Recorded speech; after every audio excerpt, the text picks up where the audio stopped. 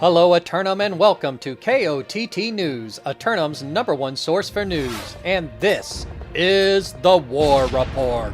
No change in the dynamic of Eternum last night as the forces of Ancient Templar dig deep and find a way to keep Primordius from recapturing the forests of Brightwood. We caught up with Templar leadership and got their reactions. What's going on, John? How you doing? Well, as well as can be expected. I'm sorry things didn't work out for the Syndicate, but I'm glad things worked out for you. How do you think it went out there tonight? Oh, it was pretty good, though. Purple always puts up a good fight. I mean, they definitely did their thing. They had a solid Zerg, but just couldn't get that last point. That's how it happens sometimes. Is there anybody whose efforts you'd like to highlight out there tonight? I would say just shout out everyone who came through and supported. I know we had a couple groups, a couple greens that showed up for us. That was awesome. It was fun, especially after this new update. We're seeing a little bit of a different meta and all that, so it's cool to see all the different builds finally getting utilized. KOTT News was then pulled aside by an excited captain who had this to say. Halfway through the war, I went down right on the point, and 7 of my boys blocked me and rezzed me halfway through the war. I had 7 people blocking the captain, and I just want to shout out those guys. The Mystery 7. Who are these unknown saints of the Mystery 7? KOTT News will bring you more on this story as it develops. Turning to the weather, and it's going to be a nearly perfect day all day long again, with only a 10% chance of invasion late. 2 lineups submitted for Simulated Fantasy Combat Resolution tonight, brought to you by LARPco. Remember, if it isn't LARPco, it's Cardboard. it's Cardboard. First up, the Covenant forces of Hex 2.0 challenge the champs of Hooded X Outcasts for their championship title and the right to rule over Everfall. Hex 2.0 returned to fight for land once again after losing their position of Great House just last week. For Hooded X Outcasts, a win tonight will move them into a tie for second place on the all-time Neverfall list, currently held alone by Elysian at 10. In the nightcap, the Covenant forces of Salt Kingdom Savage mug the Marauders of Hooded X Outcasts for ownership of the financial capital of Windsward. Salt Kingdom Savage make their second attempt to secure a position in the Central Corridor after failing against the champs last week in Everfall. Hooded X Outcasts will be fighting back-to-back again tonight, but to defend the belt and prevent the pipeline, they're giving their all in both bouts. We'll have the outcomes and reactions from the citizens tonight at 11. Until then, this has been War Correspondent JChalant, KOTT News.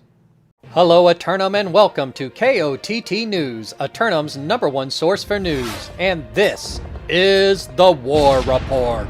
No change in the dynamic of Eternum last night as the forces of Hooded X Outcast retain control of both the financial capital and, perhaps more importantly, their championship belt, extending their Neverfall streak to 10, moving them into a tie for second place on the all-time Neverfall list. We caught up with the champs after both victories in Windsward. Excellent work out there today. Congratulations in both of your victories. Once again, securing the Central Corridor and prohibiting the pipeline, but more on that later. What we want to know right now is how does it feel to have tied second place on the all-time Neverfall list at 10 straight Neverfalls? It's pretty cool.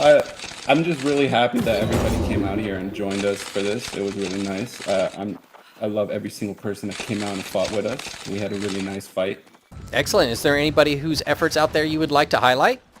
Every single person that came out, honestly. Every single person that came out is wonderful. They're beautiful people, and we love them all. Anything you'd like to say to the citizens of Eternum now that I've got you here? We ain't having no pipeline. No pipeline. But while the champs celebrated, a new, up-and-coming syndicate company was out in Restless Shore doing road work. The battle for Eternum never ends. Looking at the today Doppler weather forecast, and would you look at that, another beautifully sunny day all morning long, well into afternoon, until a 20% chance of invasion popping up during peak login periods.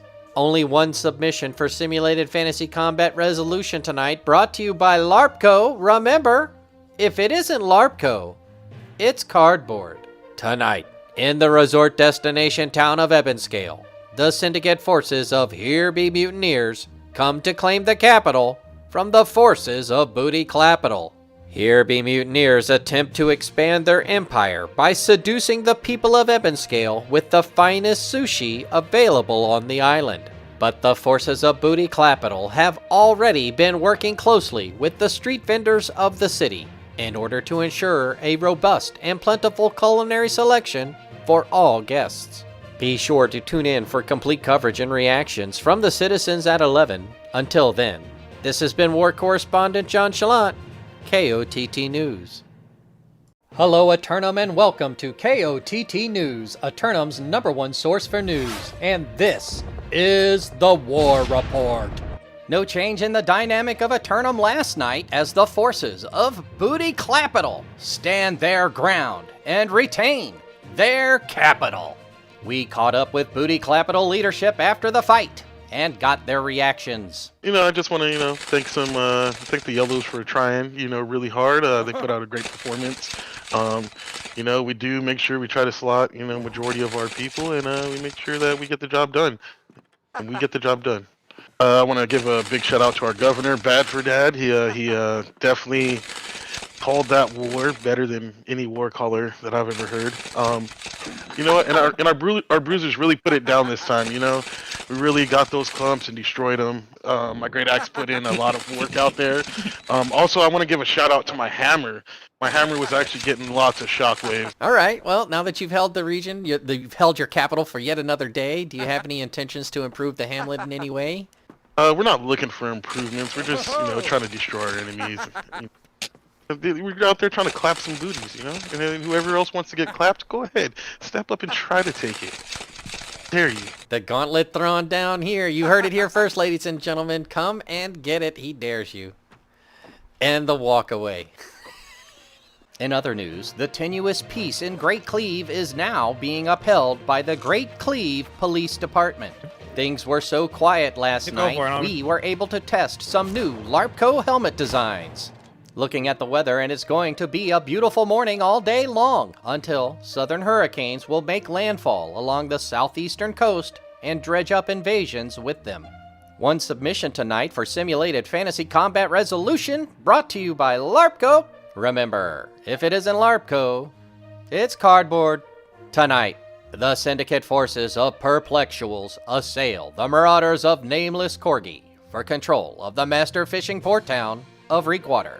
Perplexuals' forces exercised their right of tit for tat, having turned away Nameless Corgi from their own region in Morningdale 4 days ago. Nameless Corgi may have bitten off more than they can chew by riling up the forces of Perplexuals. Or maybe they're just as happy to defend a fort as attack one. We'll have the outcomes and reactions from the citizens tonight at 11. Until then, this has been War Correspondent JChalant, KOTT News.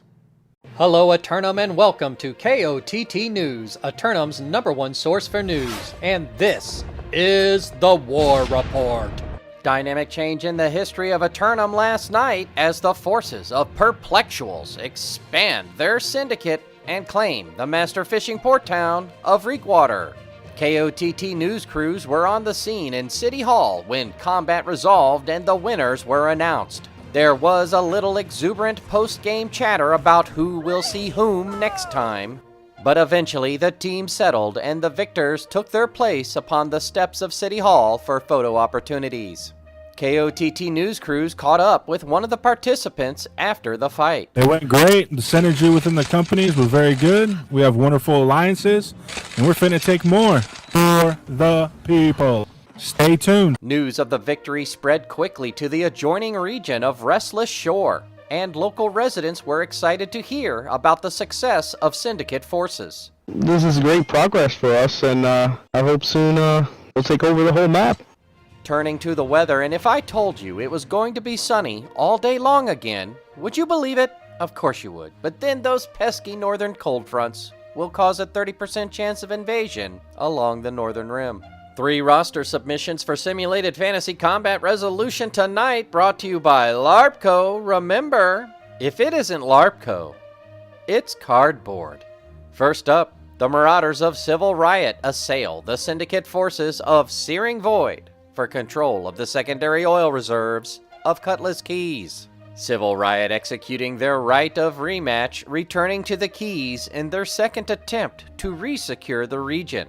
It was Searing Void who last turned away Civil Riot, preventing their return to Great House status before. Will they do it again? Meanwhile, the Syndicate forces of Primordus Virtue attack the Covenant forces of Ancient Templar for ownership of the bear-infested deep forests of Brightwood. Primordus Virtue return to the woods, persistent in their founding responsibilities to the people of Brightwood. On the other hand, Templar forces continue to prioritize funds for their pipeline project, forcing church construction delays indefinitely. Then, the Covenant forces of Hex 2.0 assault the Marauders of the Resurgent for Crown and Kingdom of the Monarch's Bluff. Hex 2.0 change up their strategy and head out west in their attempt to secure a region rich in recruitment opportunities. The Resurgent Empire controls the trade routes along the southern peninsula. They're not going to allow pipeline development to cut into their profit. Be sure to tune in for complete coverage and reactions from the citizens at 11. Until then, this has been War Correspondent JChalant, KOTT News. Hello, Eternum, and welcome to KOTT News, Eternum's #1 source for news. And this is the War Report. Dynamic change in the history of Eternum last night as the forces of Hex 2.0 returned to Great House status by capturing the Crown and Kingdom of Monarch's Bluff. KOTT news crews were on the scene in Monarch's Bluff and spoke with the winners after the fight. Hello, my friend. Congratulations on your victory out there today. Was it ever in doubt for you? Oh no, we had no doubt that we were gonna win. All these other people using Ice Pylon, Flamethrower, Void Blade, we knew that we would outskill them in the end. Excellent. Is there anybody whose efforts out there tonight you'd really like to highlight who really stood out? Huang Zong, Long Schlong is our governor. We got Bad for Daddy, Mr. Sixhead, Golden Gifted, Galadice, all these guys. Really great. I was talking to the Searing Void leadership, and he tells me he's willing to negotiate for the final piece of the pipeline. What do you think about the pipeline extension that's running from Weaver's Fin down to Cutlass Keys? I've heard that there's a lot of pollution going on, and we're here to stop that. We're going to work up this town of Monarch's Bluff here, and hopefully we can do our best to work something out with Searing Void. In other outcomes, Searing Void manages to retain Cutlass Keys after holding Bravo for 18 minutes. We spoke with Searing Void leadership about the fight and their intentions for the region. Congratulations on your victory out there. Never really in doubt, but a 50-50 from about 18 minutes on. How do you feel it went out there? It was a good fight. It was a really good fight. They took 2 points from us and turned to a 20-minute fight for B. They had some really good tactics. I commend them for that. At the end of the day, John, our drip was too strong. The SB drip is too strong, and yeah, we're here for the pipeline. We're holding it down till the pipeline makes it here. As news of the pipeline continues to develop, KOTT News will bring you the scoop, like this one from Brightwood, as KOTT News crews were able to interview Ancient Templar leadership about the project. You know, the pipeline seems to have been stalled, but you know, we have a war tomorrow night, so who knows? Maybe we'll be able to extend this pipeline a little bit through some territory a little further south. And who are your friends here? They're my security. I've received several threats in relation to the pipeline, and so these two are my personal bodyguards. Ancient Templar leadership may need protection, but the only protection you'll need is SPF 100 as the sun crawls across the sky again today, until a 20% chance of invasion will arise along the coastlines. 3 lineup submissions for Simulated Fantasy Combat Resolution tonight, brought to you by LARPCO. Remember, if it isn't LARPCO, it's cardboard. Up first, the Covenant forces of Pipeline Construction Company challenge the champs of Hooded X Outcasts for their championship title and the right to rule over Everfall. The Pipeline Construction Company is running into intra-factional pushback along the planned pipeline route and now seek a different route that runs through the champs. But the current heavyweight champs of Hooded X Outcasts have their own agenda, seeking to extend their current Neverfall streak from 10 to 11.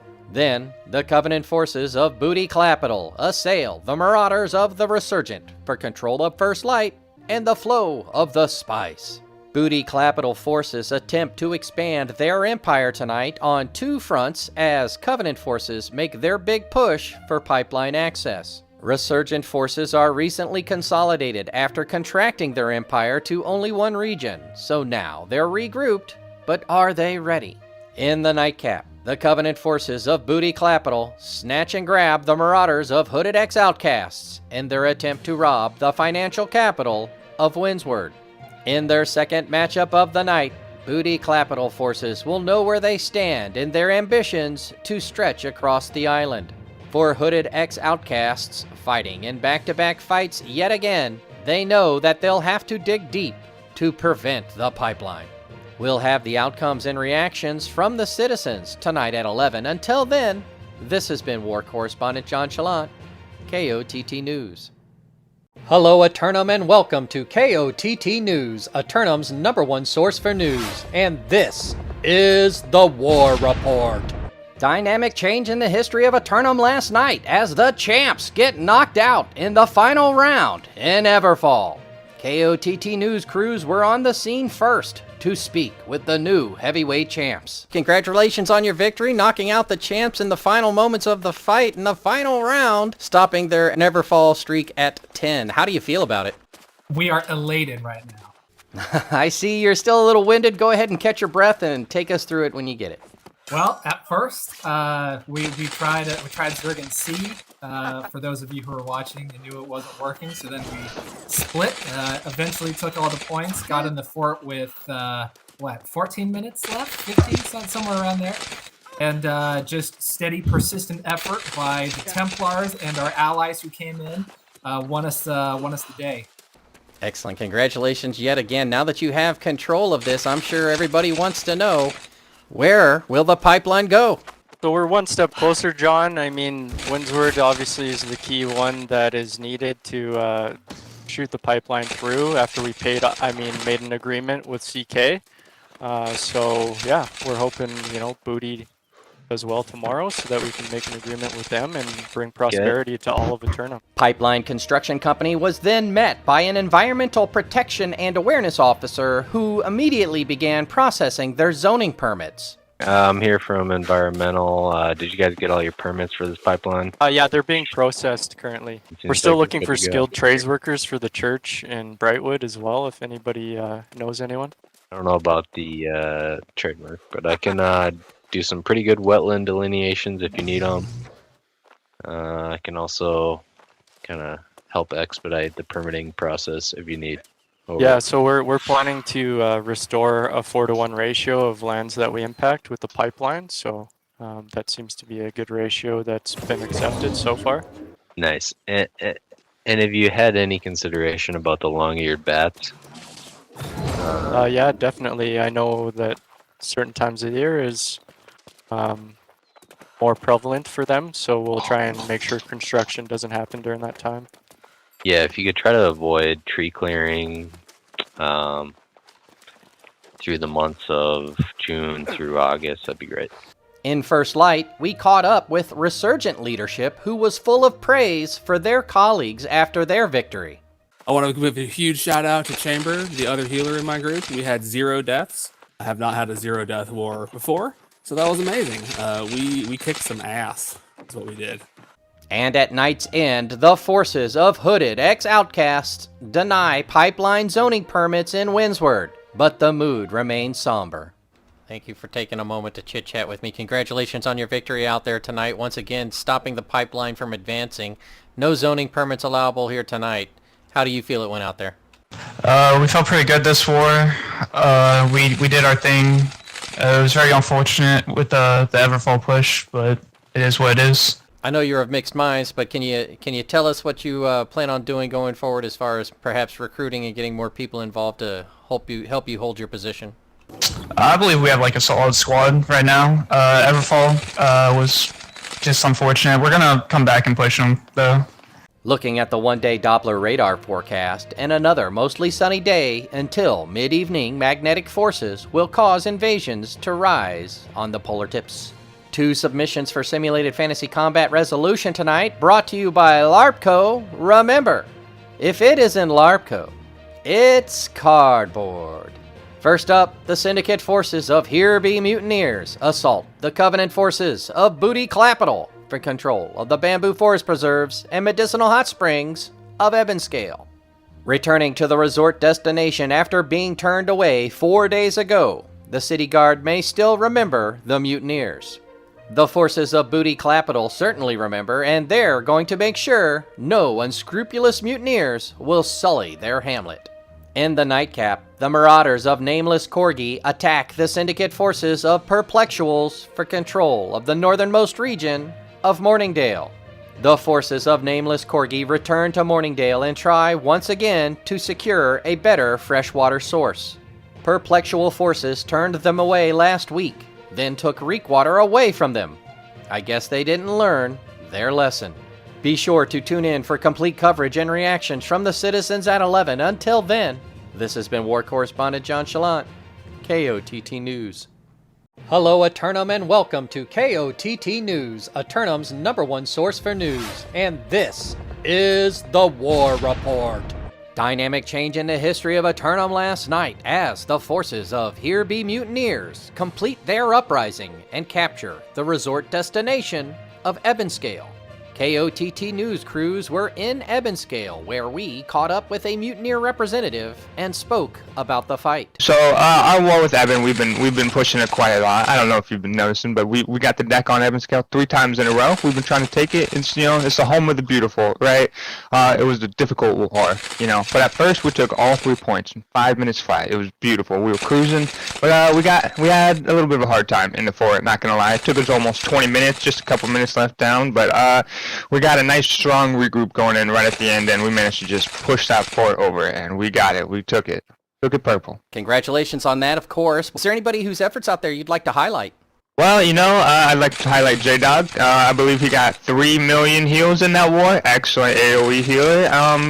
Call out to Buchamma, our leader here. He's fantastic. He's been making excellent efforts and getting us all together and getting us organized for these wars. So, shout out to Buchamma out there. What are your intentions now that you have control of the hamlet? Well, now that we have control of Ebonscale, this beautiful hometown, we're just going to make sure that it's well taken care of and defend our fort as often as we can, just to get that open world PvP going for everyone out here. Keep it friendly, and let's get this open world PvP. Everybody wants that PvP track nice and golden. Speaking of world PvP, KOTT would like to remind the citizens of this week's weapon experience boost. So be sure to work on your backup builds. Turning to the weather, and it's going to be a beautiful morning again, well into evening, until a low-grade storm coming in from the south will kick up a 30% chance of invasion. 2 simulated fantasy combat resolution on tap for tonight, brought to you by LARPco. Remember, if it isn't LARPco, it's cardboard. First up, the syndicate forces of Here Be Monsters mug the marauders of Hooded X Outcasts in their attempt to steal the financial capital of Windsward. Here Be Monsters attempt a heist in broad daylight, perhaps thinking that security will be lighter during the day than in the nightcaps. For the forces of Hooded X Outcasts, their attention is no longer divided between 2 obligations, so they've put extra guards out just in case. Later, the marauders of Alab PH assault the Covenant forces of Huang Zhong's Long Shlong for Crown and Kingdom of the Western Monarch's Bluff. Alab PH make their second attempt to secure land on the island after failing against the forces of Perplexuals in Morningdale 2 weeks ago. Meanwhile, the Covenant forces believe they can't lose if they wear banana hammocks. That story again. Huang Zhong's Long Shlongs wearing thongs can't go wrong. We'll have the outcomes and reactions from the citizens tonight at 11. Until then, this has been War Correspondent JChalant, KOTT News.